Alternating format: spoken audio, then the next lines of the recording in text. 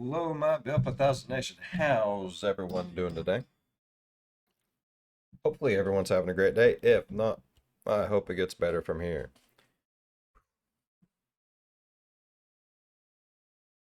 I don't know. All right, we are back with another coffee house crime. This one is titled "When a Killer is Too Insane to Believe."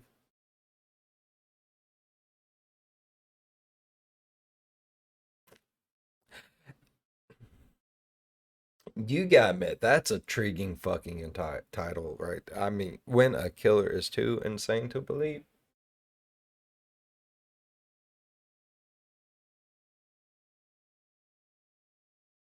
I don't,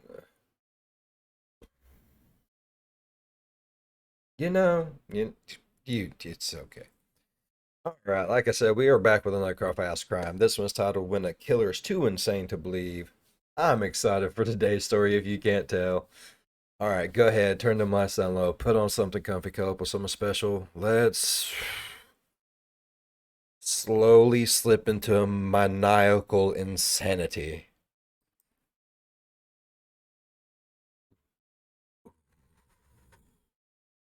He was a man so blunt yet polite that many struggled to believe he was a killer or even a human at all. Now, with the likes of death and the different natures of murder being so infinite, it is no wonder that we find great curiosity around the inner workings of those who kill. Most of the time, they act out of lust, love, revenge, or greed. But what if one Yeah. decided to murder simply to know what it felt like? Does a crime Or all the above.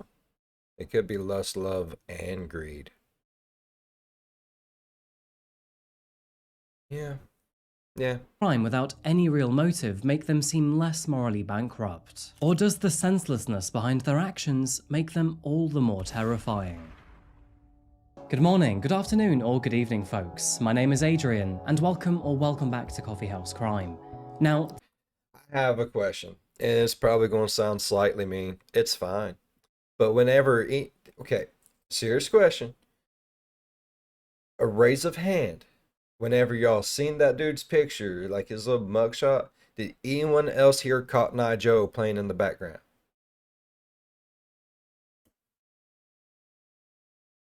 No, what was just okay, okay. today, we're looking at one of the strangest killers that I've come across to date. This case really has to be seen to believed, least of all because of how bizarre the killer behaved throughout. Before we begin, and just Now Cotton Eye Joe stuck in my fucking head. It's gonna be an amazing day. to let you know that I post true crime and strange cases here weekly, so if that does sound like your kind of thing, please consider subscribing to the channel, it really does help me out. And now, with all formalities out the way, please grab yourself a coffee, pull up a seat and get ready for the deep dive. This is the case of Gennaro Sanchez.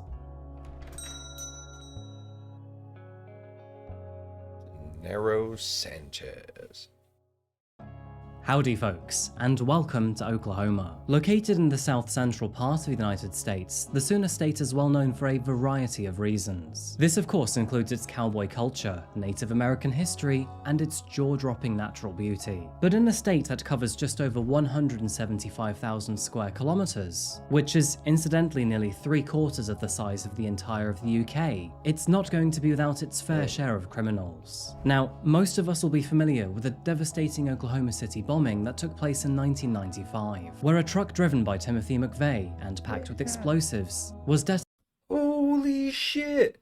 All right, last week we was doing a video on 9/11, and I remember like while we was watching it, and they was talking about how the people in there thought it might have been like a bomb threat and stuff like that, and I was like, I can see that because I remember like before 9/11 happened, it was a lot of a lot of you guys told me the exact day. It was back in 93.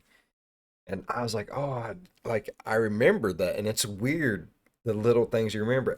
I did not remember this until he started. And I remember watching it on the news at the house with mom and dad. Like, damn, that's crazy. I'm old. It's fine. Assassinated outside of the Alfred Murrah Federal Building. This resulted in the deaths of 168 people, while wounding more than 600 others. Following their devastating actions, McVeigh and his accomplice, Terry Nichols, were convicted of the crime in what was, and still remains, the deadliest act of domestic terrorism in US history. And even still, to this very day, it remains the troubled talk of the town. Honing in to our case today, we find ourselves over the town of Asher, which can be found in Pottawatomie County. Asher has always remained small, with an all-time peak population of 653 in the 1930s, that being thanks to its short-lived oil boom. First established in the late 1800s, its population steadily grew with the expansion of the rail network, and its hope for developing into a centre of trade and population grew with it. But when larger townships sprang up in Seminole and Kanawha, Could not look at something like that. Like, that could not be my job. I would lose my fucking mind. Nobody'd ever get shit. There's too much. these hopes were quashed, and the town's prospects never seemed to recover. Being a small town, there isn't much of a notable economy here, and life is said to be slow, peaceful, and sleepy. Asher does offer plenty of natural beauty though, with plenty of outdoor activities to enjoy. But otherwise, that is pretty much it. Running through the hayfields naked, howling at the moon. Nothing better, bruh. Telling you. You won't Be careful. Things can get paper cutted by plants. find any McDonald's or Starbucks here, but living within this sleepy town, we could find a young man named Gennaro Sanchez. Born on August 7th, 1994 in the town of McAllister, Oklahoma, Gennaro was raised by his mother, Gina Waldrip, and his father, Marcos Holy shit, he looks normal as hell. What happened? Sanchez. And growing up in the small town of Stewart, he graduated from high school in the year 2012. Described as fun, outgoing, loving, and full of life, Gennaro was a high-achieving student. And being a member of the Quiz Bowl team, he won many accolades for his academic achievements during his Oh shit, he was smart too? Damn. school years. Outside of school, G, as he was known to his friends, enjoyed movies, listening to music, and watching sports. It is understood that, apparently, the smooth-talking cartoon character Johnny Bravo was his hero. After graduating from school, he went on to study engineering at East Central University in Adams.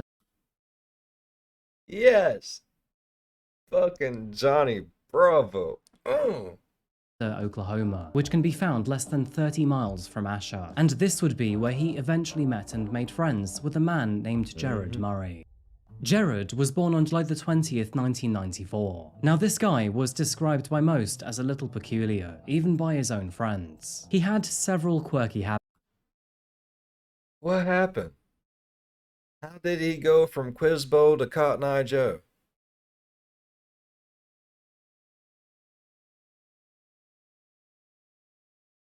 How?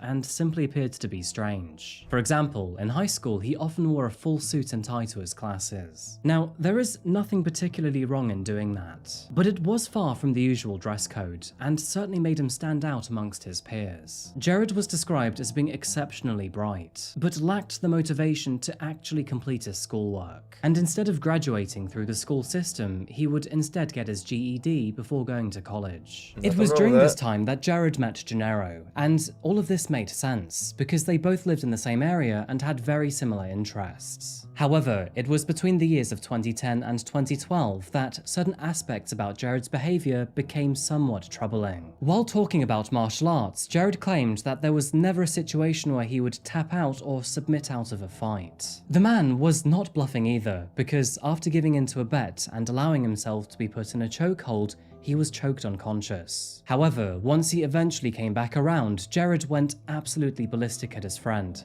He started fighting him and spitting at him in the face, and eventually the police had to be called to split them up. No charges were filed, but it was Oh, fuck that. I mean, I don't care to fight. Fighting is a way of life sometimes. But you gonna spit in my face, bro, I'm ripping your tongue out your mouth. I don't give a shit. Then I'm gonna wipe your ass with it. Oh, that's nasty.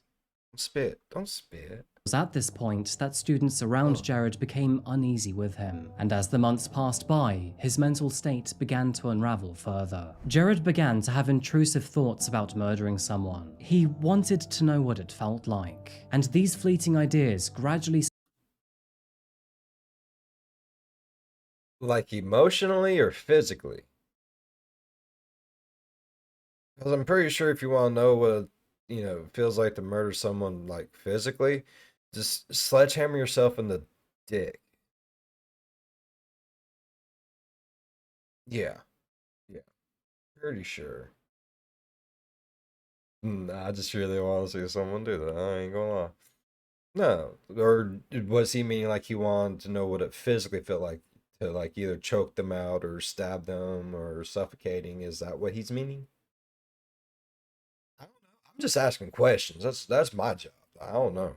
cemented itself into a loud internal desire that he just couldn't ignore. In a spiraling deterioration of his mental state, Jared abruptly decided that he had to discover these desires for real. Even to this day, no deeper rational or motive has ever been found, and all of the So see, like one of them people's like, man, it's been like 3 weeks since I murdered someone. Jones at Fort Bad, man. Oh. Is he like one of them people? That's just fucked. these disturbingly dark thoughts and insatiable urges would come to a head in December of 2012.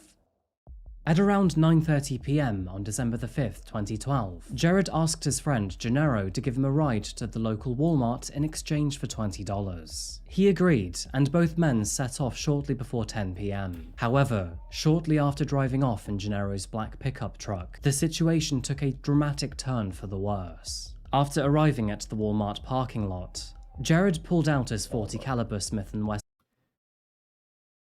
I'm telling you, people, Walmart's behind all conspiracies. Fucking Walmart. Man, people, go somewhere other than your local Walmart to do your shit. You're ruining the experience for everyone else. Seen that, put on your Sunday best, kids. We're going to Walmart. Get there. Yeah, that's not how you want to remember Walmart as you grow up. Damn. It's supposed to be a fun, happy place like Disneyland. Springfield handgun, before demanding that Gennaro drive to a new location further north of Asher, more specifically to an old substation road. The ominous instructions understandably panicked his friend, and so in an effort to calm him down, Jared took the clip out of his gun and handed it over to Gennaro. However, unknown to him at the time, Jared had a second one in his back pocket. As the two arrived at Substation Road, he inserted the second clip back into his handgun, aimed it at Gennaro's head, and then pulled the trigger. 2 shots instantly disabled the driver, and after hitting a tree, Jared got out of the truck before firing one more bullet into his friend. This tragically killing Gennaro instantly. Shrouded by darkness, he hastily tried to conceal the body, branches, soil and leaves forming a feeble makeshift cover. However, unknown to him at the time, but Jared was not actually alone. Call it fate, but as his horrific plan unfolded, another vehicle was making its way down the very same road. And through all of the commotion, the driver noticed the truck crashed against the tree. After stopping out of a matter of concern, Jared told the driver that he'd accidentally crashed his vehicle, and further asked if he could hitch a ride. He was then driven to his grandparents' house nearby, and after saying goodbye to the stranger, then phoned his friend for help. It is also alleged that, at that point in time, he then told his friend that he had reached Objective A. After that, he then walked to his friend's house before meeting up with his stepdad, where then, apparently, he confessed the entire harrowing event. And although his friend's stepdad was clearly disturbed, it apparently was not enough to call the police. Rather than advise him to go to the police, he instead gave Jared a can of WD-40, told him to mask his fingerprints with it,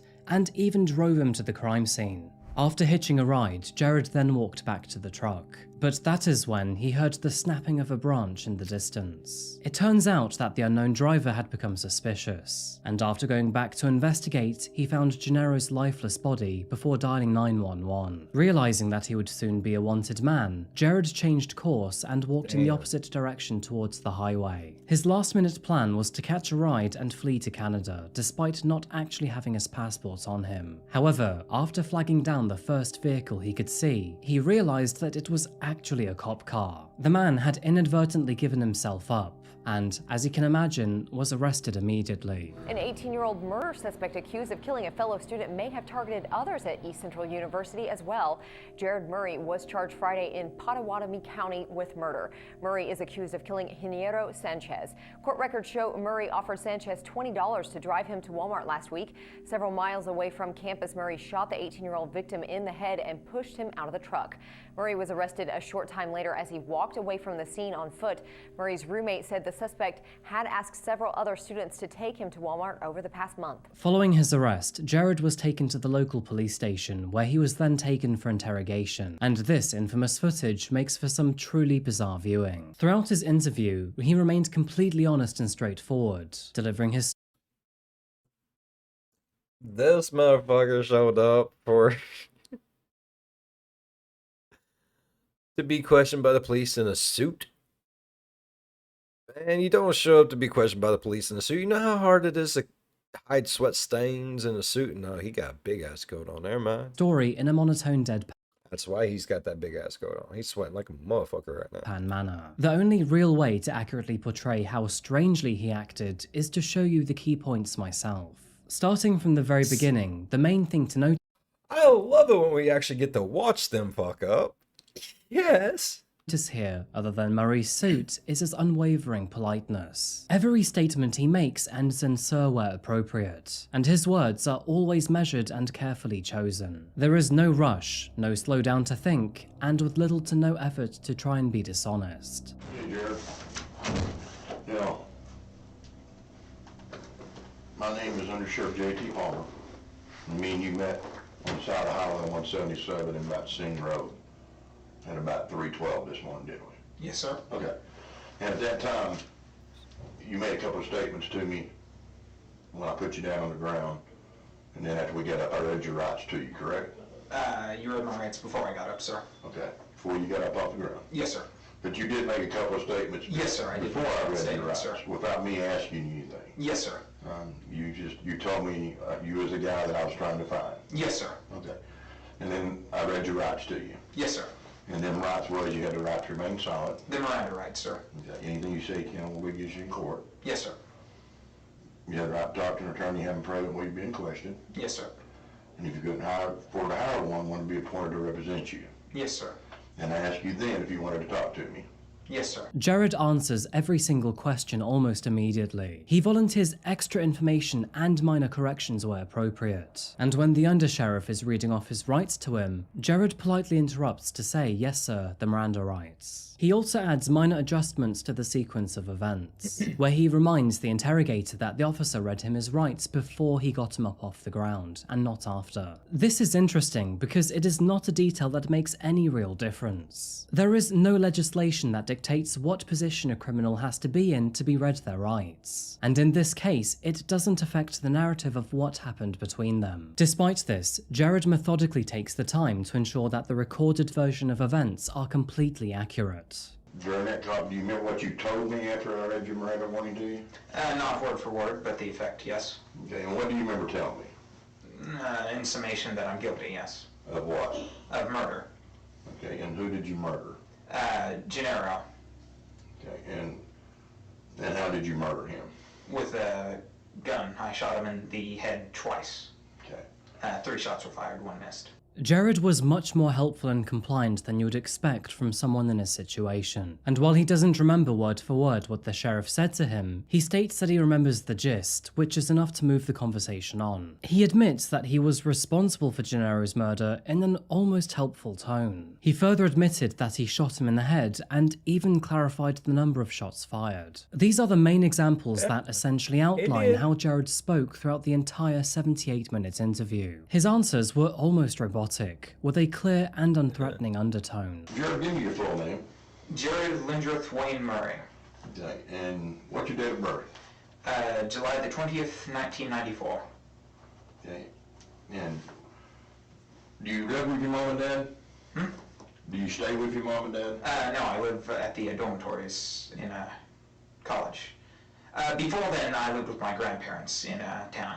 In town of Asher? Yes. Okay. What do you use for an address? My parents' house, yes. And what is that address? The lack of emotion and complete flatness are very bizarre things to watch. But there are other peculiar aspects to look at too. The first is how he behaves, or doesn't, when he is left alone in the room. Anyone who is seasoned in watching interrogation videos knows that people change when they are left alone. This is sometimes used as a tactic by law enforcement, whereas sometimes it is simply a necessity to gather more information or to simply take a break. I've covered a few cases that highlight this situation, where Courtney Clenny briefly turned off her tears, and Jodi Arias took her free time to perform headstands and sing. Jared was quite the opposite, where he remained entirely motionless.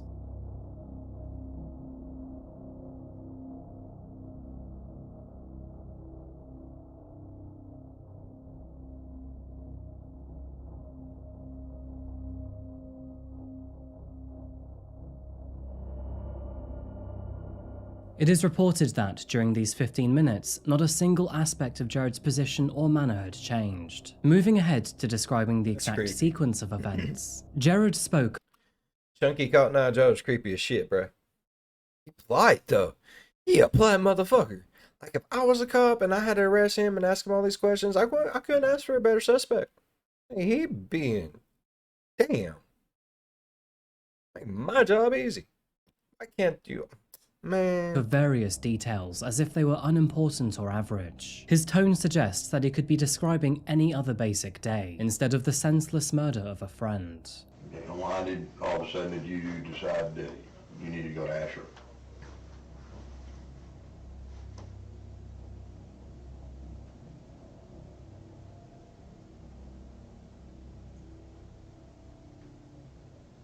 Because I was planning to take him out into the country and kill him. Okay. One interesting thing to note here is that there are barely any occasions where Jared stops to think before answering a question, and somehow, after nearly 10 minutes of immediate, full and frank instant responses, watching him sit in silence for more than 10 solid seconds is hugely unnerving. There are a few possible reasons why he may have suddenly hesitated to answer, and given what he is talking about, one particular instance sticks out. Jared is aware that if he admits that the plan was to go to a second location to commit murder, then it therefore shows a degree of premeditation, and his charges would therefore move into murder in the first degree. It is unclear why exactly he got so hung up on this one particular question, but it seems that Maybe he just didn't understand the question. That happens. We might just be looking too deep into it. It might just be he had a brain fart moment. It happens. Like, if he would have been asking me that, it's like, well, why to Asher? It's like, huh? Like, maybe he didn't really know. Maybe he's just like, why did I want to go there? Like, that'd be really stupid. Guess I was going to take him out into the country and just It could just be a simple reason, peoples. That's all I'm saying.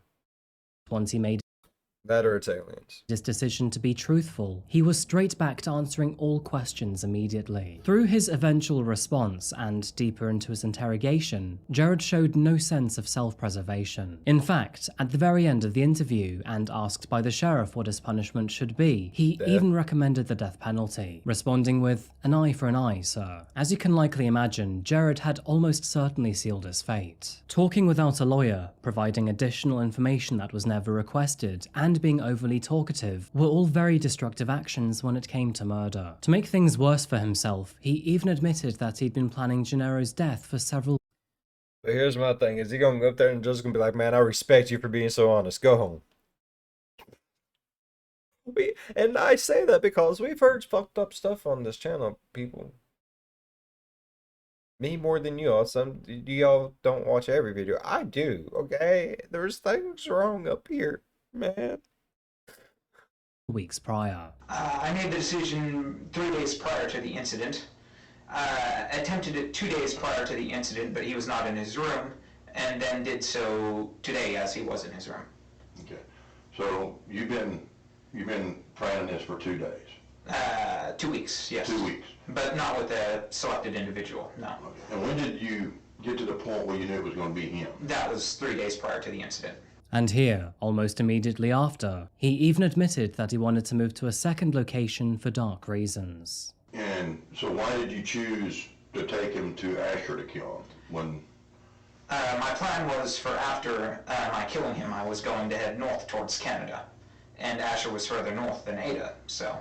Okay. And I know the surrounding terrain, and I knew a good spot. I didn't have that spot planned in particular. If I had planned that far ahead, I would have had a grave dug. But I knew a general area. In addition to this, Jared even talked about digging a grave if he had fully planned it out. Anyway, the rest of the interrogation plays out similarly to everything that we've seen so far. There is no attempt to mask his actions or discredit the damage he had caused. It is clear as day. From a cop standpoint, that's the perfect criminal. There's no legwork involved. The case is closed. You're fucked. On criminal standards, man, you're stupid. I'm just saying, that's fucking dumb. To see that we're looking at a man that does not think, behave. No, I'm telling you, I just have this feeling like he's gonna go in front of the judge. The judge is like, I'm gonna appreciate your honesty, bud. And I swear to God, I'm gonna get pissed as shit when that happens. I hope it don't happen. I hope it don't happen. It's probably going to happen. Or perform in a neurotypical manner. One thing to note, but when describing the exact circumstances of the murder, it is one of the few times we see any animation from Jared. We can see his hand splay as he says the word gurgling for the second time, and this excitement is the most emotion we see during the entire interrogation process. I loaded the gun quickly, chambered the round quickly, shot once, missed. Shot a second time, hit, jumped out of the car, went around. He was driving 10-15 miles an hour, so it was rather slow. Ran around the hood of the car, and of course it was slow when he wasn't purposefully driving. Tried to pull him out, couldn't get him out until he already had hit the tree. Pulled him out there, dumped him into the, before I dumped him into the ditch, I heard him gurgling. I'm not sure if that was a physiological or physical process after death, but I thought that he might have still lived through that somehow, because he was gurgling, so I shot him again and then shoved him down in the ditch. Moving to the legal proceedings of this case, Jared Murray would finally stand trial on July the 7th, 2015, taking almost 3 years to get there due to the multiple background reports that were required. Multiple psychological evaluations were conducted, all diagnosing him with several mental health conditions, including bipolar and schizophrenia. Several testimonies. I think they just need to write on his paper, fucked up. 'Cause he's fucked up.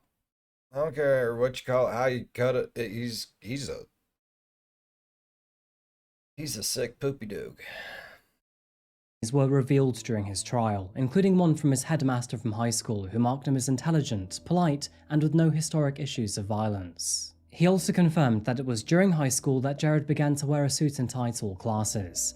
And when asked about his character, he described him as always quirky, a little different. It is also worth mentioning here that, as far as he was aware, there were no signs of bullying during his school years. When it came to his past, Jared had no criminal history prior to the murder. He was never in trouble with the law, never took any drugs, and showed no signs of murderous capability. Saying that, it is worth highlighting that, following his fight with a friend, a report was made to the campus police. Several classmates noted that they were afraid of Jared and, quote, were worried that he would blow them all up, as apparently he always talked about making bombs. Aside from this incident, which happened not long before Gennaro's murder, there were no other obvious red flags or warnings. Although experts were not able to mutually agree what sort of mental health conditions he was suffering from at the time of the murder, both the prosecution and defense agreed that, during the time of the killing, he did not know right from wrong. As a result, Jared Murray was found not guilty by reason of insanity, and, as you can likely imagine, this angered Gennaro's family and friends. Yeah. After deeming him not guilty by reason I don't even know the fucker, and that angers me. I mean, I do agree, he's not right in the head. But I really wanted him to be someplace where he was just, you know, having a hard butt day. You know what I mean? Of insanity, the district attorney said the following: "You will never convince me that this man is not a danger to society. Today, tomorrow, 5 years from now, 50 years from now." This was the most chilling confession that I've ever seen in 25 years of doing this job. When I watched his confession, it scared the hell out of me, because there was nothing but a blank look in his eyes as he answered the questions.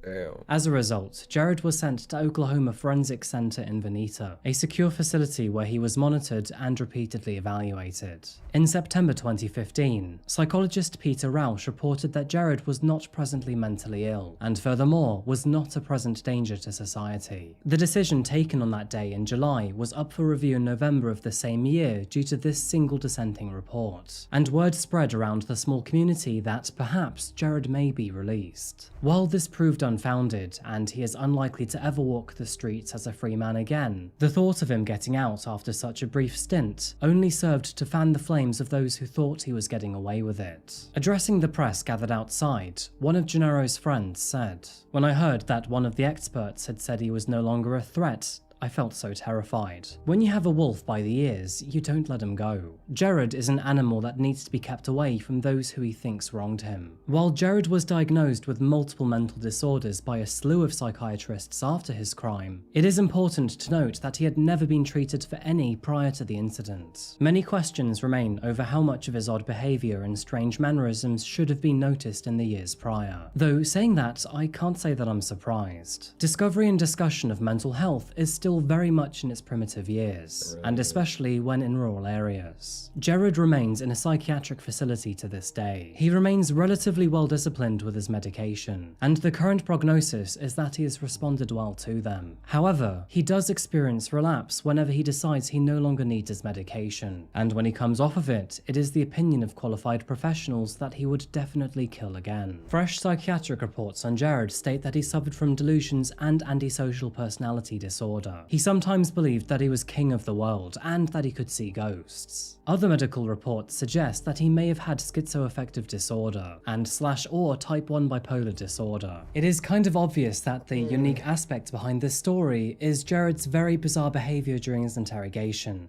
and it's unlikely you'll ever find anything as bizarre as this again. Where most killers try to justify why they had to kill someone or even boast in their own success, this is not the case for Jared Murray. Instead, he is unwaveringly polite. He doesn't try to lie, relish in his actions, or even make excuses.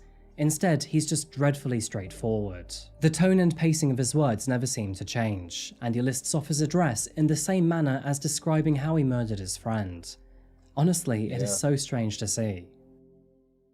It was quite creepy. Gennaro Sanchez's murder was cold, calculated, and with ample premeditation. And although it's abundantly clear that he was mentally unwell at the time, Jared still robbed a friend of their life and future for no credible reason. I don't believe that anyone can watch this footage and come away thinking he is of sound mind. And even when he was being transferred out of the courtroom, he answered each question by the press in a blank and deadpan manner.